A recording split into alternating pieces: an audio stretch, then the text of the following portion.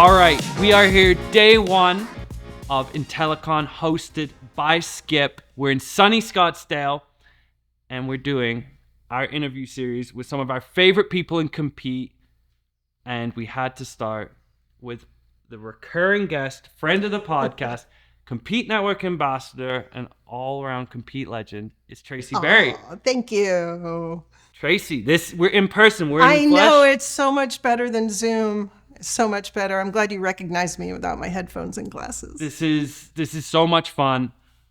What are you most excited for IntelliCon? Oh gosh, I love the networking opportunities that Skip affords us at these IntelliCon conferences, and just finally making new friends, meeting old friends, the face-to-face where it's only ever been Zoom. I missed IntelliCon last year because I had to travel for work. And so for me, this is in a lot of ways the first time back after COVID. A little birdie told me, the little birdie being you, that there may or may not be karaoke as well tomorrow. Are you able to reveal or hint towards what your go-to song may be for karaoke? I can hint that the singer who made this song popular is from Canada. Justin Bieber? Nope. All right, let's get into some Compete-related questions. We will also get into maybe your singing history and talents later on. Short but sweet. First things first, we've talked to a lot of customers and folks in Compete, and a thing that's coming up a lot this year is around quantifying and closing your competitive revenue gap, helping tip those neck-and-neck winnable deals in your team's direction. Could you tell me about a time throughout your career, either at your current stop or previous stops, where you or your team has helped tip those kind of neck-and-neck deals? Oh, yeah. There's, even in my current job at Freshworks, we are brought increasingly more into the bigger deals. We've created more awareness around Compete over the last year. Our team is actually called the Klue Crew, and we're known as the Klue Crew throughout the company. So that's what we kind of dubbed ourselves. And so the Klue Crew has created awareness, and now we're increasingly being pulled in more to help win these big deals. So what does it look like support for a big deal then compared to something that might be a smaller deal? How is that different from a Compete perspective? Sure. So it's it's a lot more tactical, and in getting into the weeds, really addressing the customer requirements or the customer pain points in a very real way. Whereas a battle card might be a little more generic and maybe one size fits all. In the actual deal Competes, we get a lot more down and dirty into addressing customer needs and the competitive differentiation. So you're like more hands-on on these kind of bigger, more strategic deals. Are you or your team, is it customer facing? Like, will you be on calls? Like what does that process look like in terms of your support? Sure. So our team actually prefers not to be customer facing. That's a whole podcast by itself, maybe. We will in a pinch, but it's more about enabling the go-to-market team to do their job. And so what does that look like right now? Actually creating a lot of Slack channels specific to deals. So, and then there's a lot of collaboration around not only the logistics of the deal, but around the tactics and around the gaps that we can help fill. So you've ran Compete at numerous companies. Is there something you've kind of picked up along the way where it comes to this kind of tactical deal support from when you started to where you're at now? You know, I don't think it's sustainable. I think really what you need to do is enable your go-to-market team to be self-sufficient.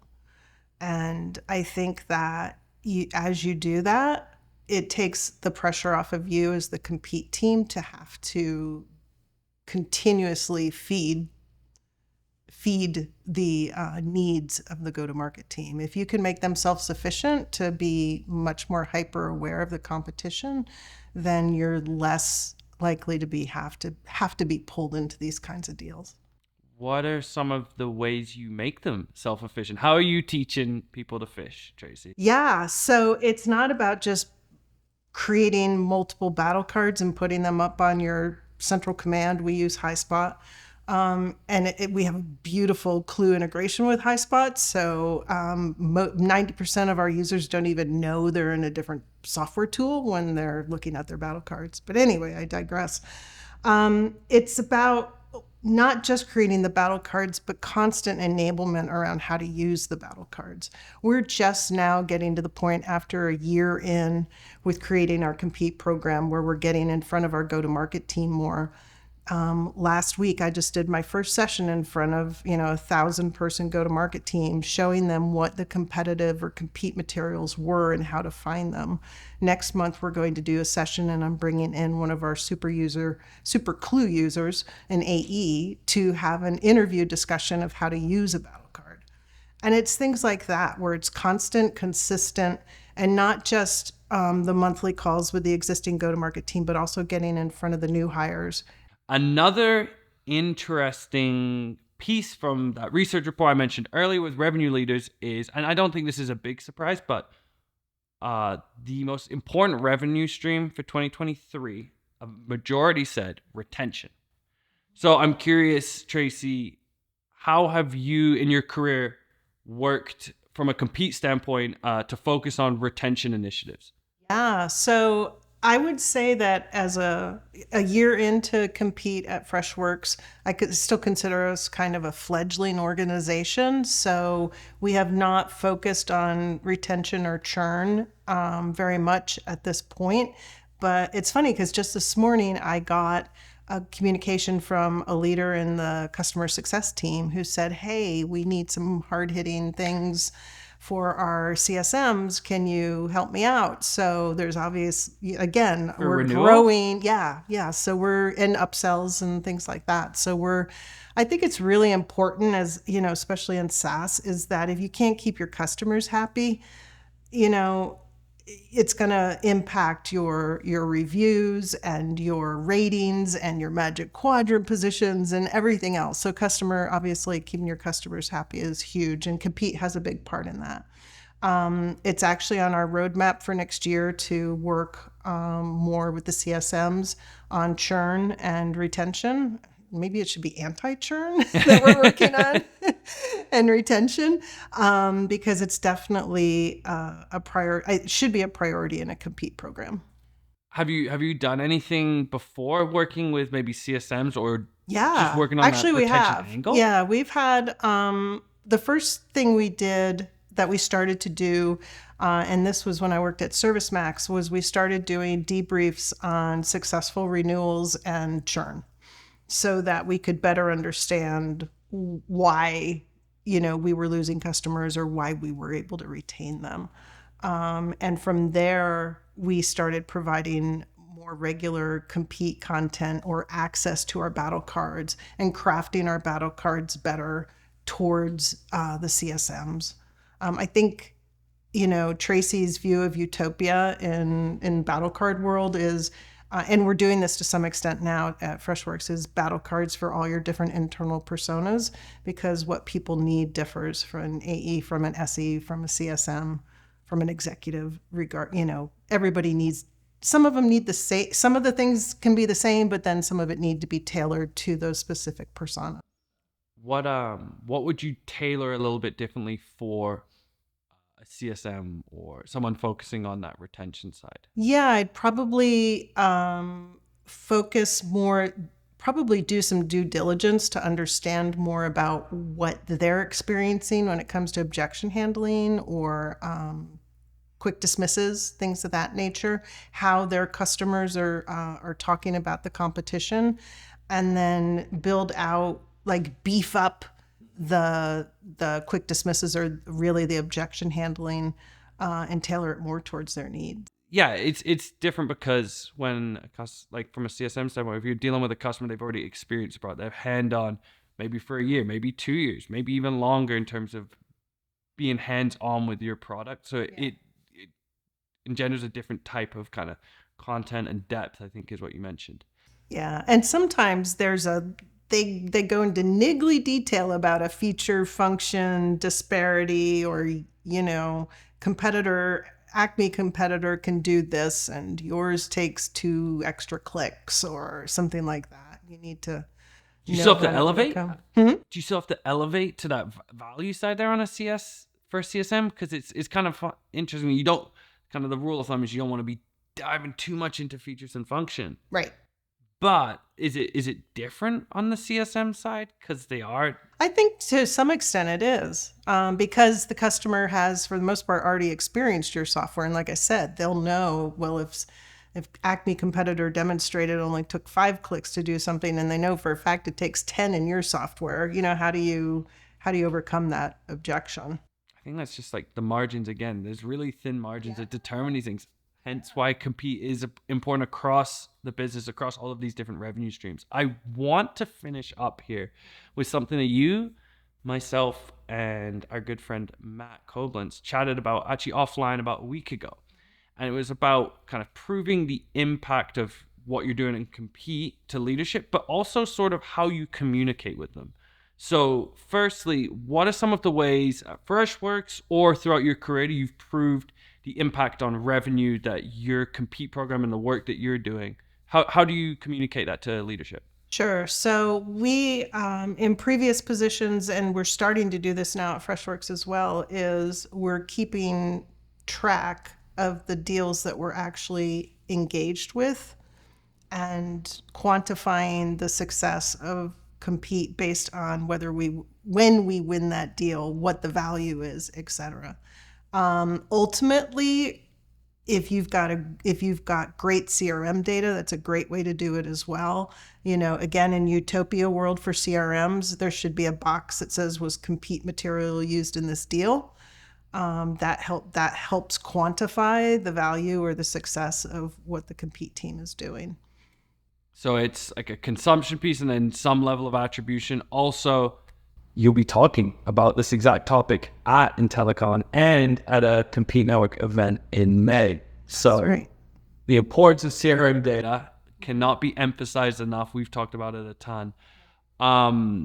So what about communicating with leadership, presenting that data, presenting the information? I think, again, what we talked about last week is this is something that I think folks in compete need coaching. They need support. It's not easy to just get up and talk to the C-suite about what you're doing and how it's impacting the business. So do you have any tips or stories from what you've done before in terms of communicating with leadership and showing this is what compete is doing? Every C-suite is different, I think. And you have to be in your role for a while to understand where your C-suite is.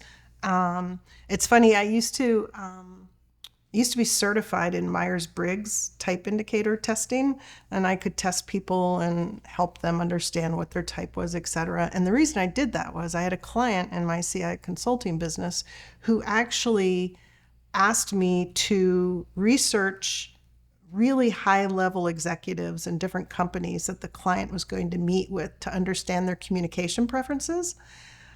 And so I would analyze the person, find out everything I could about them, and then infer the Myers-Briggs type based on everything I could learn about them. And then from there, be able to tell the customer how that executive preferred to be communicated to, how he processes his information, how he energized himself, etc.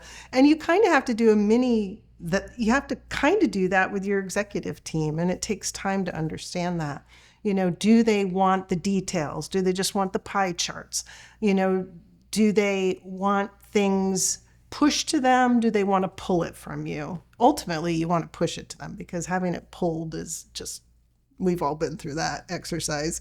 So I really think you need to learn about your C-suite, and you can do that through your management and your own leadership up the line, and then start interacting with them. Get FaceTime with them. And learn what their needs are. It goes back to like the 30 and 30 interviews that I've talked about many times with Klue, is when you should be talking to your leadership when you first start out, and you understand better what they're looking for and what they need and how they want to consume it. So that's kind of a roundabout, long-winded answer to that question. Can you tell me your biggest win in terms of reporting to leadership or sharing that win story? Maybe it's deal, or maybe it's like the impact it could be. Or is there something that comes to mind of like the best interaction you had? I think it was probably going to a board, and it was actually, I didn't present to the board, but all of our content was presented to the board to show win rate trends and the fact that they were increasing. And that was kind of in tandem with the growth of the Compete program. Really? Yeah. What was the response? Oh. Just a gentle golf clap? Yeah, pretty much. I feel like you're downplaying this right now. Yeah, no, it was very well received. But, the kind of the risk you take is that the more you feed people, the more they want, right? That's a good problem to have, though. Yeah, it is. That is a good problem to have. Yes, absolutely. On that note, this has been so much fun, Tracy. Oh, it's been fun to do it face-to-face, Adam. We have to do it more often. We're going to have to use our next Klue on-site, potentially. Yes, in France. In France? Yeah. Oh, my gosh. All right. Thank you so much, Tracy. Okay, thank you.